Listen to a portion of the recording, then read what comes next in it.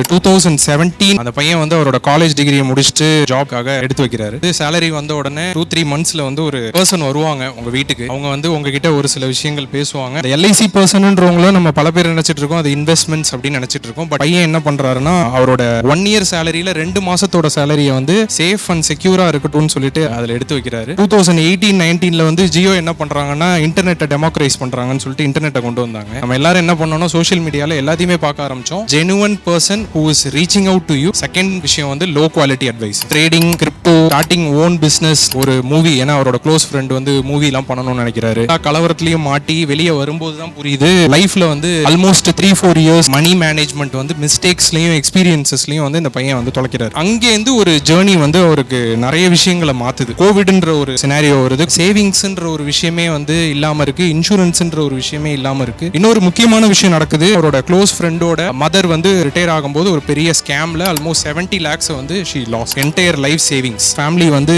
Struggle ஆகிறத பாக்குறாரு. நம்ம சுத்தி இருக்கிற கம்யூனிட்டியில நம்ம கூட இருக்கிறவங்கள வந்து ஏன் வந்து அவங்களோட ஹேண்ட் ஹோல்ட் பண்ணி அவங்களுக்கு தேவையான ஒரு குவாலிட்டியான ஒரு பர்சனல் ஃபினான்ஸ் விஷயத்தை பண்ணணும் அப்படின்றதெல்லாம் தேடி போய் உங்க முன்னாடி வந்து இன்னைக்கு அந்த பையன் தான் நிற்கிறாங்க.